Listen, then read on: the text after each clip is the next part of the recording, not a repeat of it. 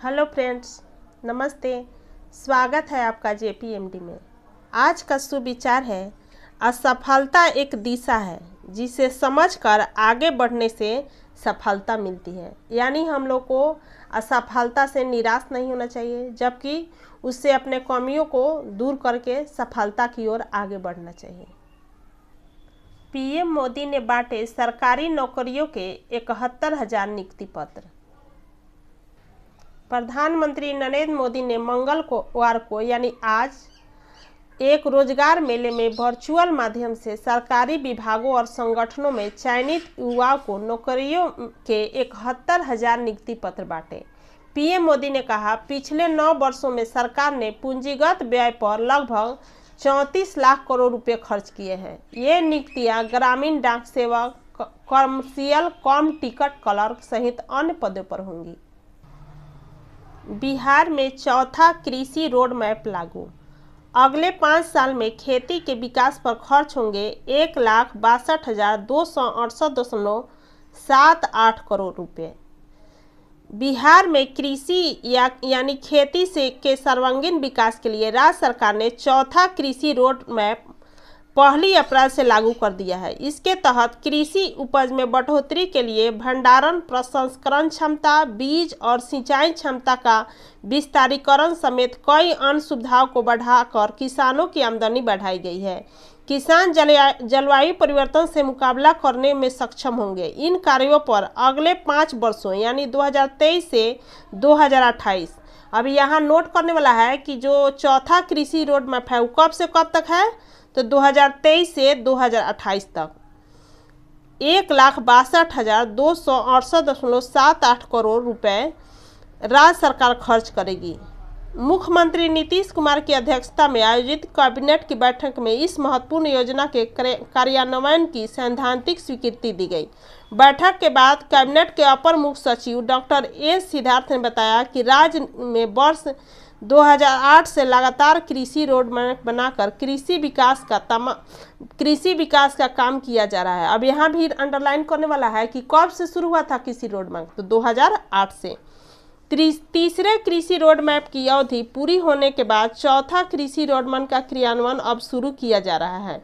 चौथे कृषि road map में मिट्टी से लेकर आदमी की सेहत को भी ध्यान रखा गया है। उन्नत कृषि के लिए राज्य में 100 सीड हब बनेंगे। अब यहाँ अंडरलाइन करना है कि कितने सीड हब बनेंगे, तो 100 सीड है। 20 मिलेट हब बनेंगे। जूट की खेती और गुड़ उद्योग को बढ़ावा मिलेगा।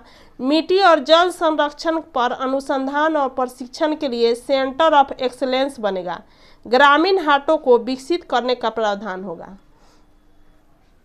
2008 से शुरू हुए कृषि रोड मैप में जो अभी 2023 चल रहा है, उसमें कौन कौन से काम हुए हैं, तो फसल अवशेष प्रबंधन से संबंधित यंत्रों को बढ़ावा देने के लिए 660 कृषि यंत्र बैंक की स्थापना की गई है। कृषि यंत्रों के लिए ग्रामीण जीविका समूहों को प्राथमिकता दी गई है।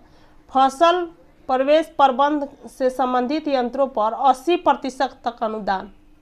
फसल अवशेष प्रबंध, जैसे फसल का जो अवशेष होता है उसके प्रबंधन के लिए 80% तक अनुदान मिलेगा। मिथिला मखाना, जिसका वनस्पतिक नाम यूरियालेफेरॉक्स सेलिसब है, बिहार और नेपाल के मिथिला क्षेत्र में उगाई जाने वाली एक्वाटिक फॉक्सनट की एक विशेष किस्म है। मिथिला में मखाना को माखन भी कहा जाता है। यह मिथिला की 3 प्रतिष्ठित संस्कृति पहचानों में से एक है: तालाब, मछली और माखन। पग पग पोखर, माछ माखन। 18 साल के लंबे इंतजार के बाद लौटा गौरव। दरभंगा के मखाना अनुसंधान केंद्र को फिर मिला राष्ट्रीय अनुसंधान केंद्र का दर्जा। 18 साल के बाद फिर से मखाना क्या हो गया, राष्ट्रीय अनुसंधान केंद्र का दर्जा उसको मिल गया। बहुत ही खुशी की बात है, बहुत बड़ी उपलब्धि है। अनुसंधान केंद्र मखाना, मछली के साथ साथ अन्य जलीय फसलों पर किया जाएगा रिसर्च। अब इससे संबंधित और रिसर्च होंगे तो मखाना का और ज़्यादा विकास होगा। 2002 में राष्ट्रीय मखाना अनुसंधान केंद्र के रूप में हुई थी स्थापना। 2005 में छीन लिया गया था। 2002 में क्या हुआ था, राष्ट्रीय मखाना अनुसंधान केंद्र के रूप में इसकी स्थापना हुई थी, लेकिन 2005 में छीन लिया गया था और 18 साल के बाद फिर से इसको वापस लौटा दिया गया है। बहुत ही बड़ी उपलब्धि है। 28 फरवरी 2002 में प्रधानमंत्री स्वर्गीय अटल बिहारी वाजपेयी व तत्कालीन केंद्रीय कृषि मंत्री नीतीश कुमार ने यहां मखाना को बढ़ावा देने के लिए राष्ट्रीय मखाना अनुसंधान केंद्र की स्थापना की। वर्ष 2005 में इस केंद्र से राष्ट्रीय स्तर का दर्जा छीन लिया गया था। राष्ट्रीय स्तर का दर्जा छीन लिए जाने के बाद यहाँ की अनुसंधान गतिविधि धीमी पड़ गई। बावजूद इस केंद्र के वैज्ञानिकों ने 15 नवंबर 2013 को मखाना की पहली प्रजाति स्वर्ण वैदेही को विकसित किया। अब कौन सी प्रजाति विकसित हुई है मखाना की? तो स्वर्ण वैदेही। अब क्वेश्चन में आ सकता है कि इसमें से कौन मखाना की प्रजाति है, 3-4 को देगा, उसमें स्वर्ण वैदेही रहेगा, तो हम लोग स्वर्ण वैदेही पर टिक लगाएंगे। वन डिस्ट्रिक्ट वन प्रोडक्ट के तहत दरभंगा का मखाना के विकास के लिए चयन हुआ है। अब जो देख रहे हैं कि देश भर में वन डिस्ट्रिक्ट वन प्रोडक्ट चल रहा है, उसी में दरभंगा का मखाना को चयन किया गया है। इसके अलावा मखाना का GI टैग मिथिला मखाना के नाम से किया गया है। राष्ट्रीय मखाना अनुसंधान केंद्र का दर्जा मिलना बहुत बड़ी उपलब्धि है। अब मखाना, मछली सहित अन्य जलीय फसलों के अनुसंधान की दिशा में तेजी से काम होगा। अब इसका दायरा पूरा देश हो गया है। वैज्ञानिकों की संख्या बढ़ेगी, शोध के उपकरणों में भी इजाफा होगा, यानी बढ़ोतरी होगी। अब भारतीय कृषि अनुसंधान परिषद से सीधे फंड की प्राप्ति होगी। अब इस संस्थान को राष्ट्रीय दर्जा मिल जाने से मखाना का विकास काफ़ी उच्च स्तरीय होगा और विश्व स्तर पर व्यापार में एक नया कीर्तिमान स्थापित करेंगे। मिथिला के मखाना कृषकों और मल्लाहों की आय में वृद्धि होगी और उन लोगों का परिवार खुशहाल होगा। मखाना पॉप के कुल उत्पादन में जिला मधुबनी का सर्वाधिक हिस्सा है। अनुमान है कि जिले में पॉप का उत्पादन लगभग 3500 मीट्रिक टन है और इसमें कटिहार का 20% हिस्सा है, जो राज्य के कुल उत्पादन का 18% हिस्सा है। 40 साल बाद पटना से भागलपुर के बीच गंगा में चलेगा पैसेंजर जहाज। राज्य सरकार की तरफ से पर्यटकों को सुविधा के लिए 2 रोरो वैसेल जहाज लाने के लिए अनुमति मिल चुकी है। भारतीय अंतर्देशीय जलमार्ग प्राधिकरण से जहाज लाने के लिए बात चल रही है, जल्द ही पटना लाया जाएगा। भारत में टाटा समूह बनाएगा आईफोन 15 और 15 प्लस।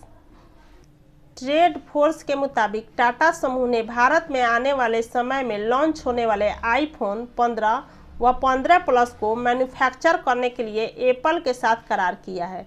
रिपोर्ट के अनुसार टाटा इसके बाद देश में एप्पल का चौथा आईफोन मैन्युफैक्चरिंग पार्टनर बन जाएगा। बकौल रिपोर्ट, भारत में एप्पल के मैन्युफैक्चरिंग पार्टनर फॉक्सकॉन, लक्सशेयर और पेगाट्रॉन है। कैसी है ICC क्रिकेट विश्व कप सुपर लीग की अंतिम अंक तालिका? न्यूजीलैंड 175 अंकों के साथ शीर्ष पर, जबकि इंग्लैंड और बांग्लादेश 155 अंकों के साथ क्रमशः दूसरे और तीसरे स्थान पर है। भारत 139 अंकों के साथ चौथे स्थान पर है। व्हाट्सएप ने लॉन्च किया चैट्स को लॉक करने वाला फीचर। व्हाट्सएप ने एक नया चैट लॉक फीचर लॉन्च कर कहा कि यह फीचर यूजर्स के सबसे इंटीमेट चैट्स को अति सुरक्षा प्रदान करेगा। व्हाट्सएप ने कहा किसी चैट को लॉक करने के बाद वह चैट इनबॉक्स से हटकर एक अलग फोल्डर में चली जाएगी, जिसे डिवाइस के पासवर्ड या बायोमेट्रिक के जरिए एक्सेस किया जा सकता है। यूके एशियन फिल्म फेस्टिवल में भगवान भरोसे को मिला बेस्ट फिल्म का award. UK Asian film festival में निर्देशक शीलादित्य बोरा की फिल्म भगवान भरोसे ने बेस्ट फिल्म का अवार्ड जीता है। उन्होंने अवार्ड लेते हुए एक वीडियो क्लिप शेयर की, जिसमें वह कह रहे हैं, इसके लिए यूके एशियन फिल्म फेस्टिवल को धन्यवाद। निर्देशक के रूप में यह मेरी पहली फिल्म है और यह पहला पुरस्कार है, इसलिए यह निश्चित रूप से खास है। महाराष्ट्र से लापता हुई महिलाओं का पता लगाने के लिए समिति बनाए सरकार, MSDW चीफ।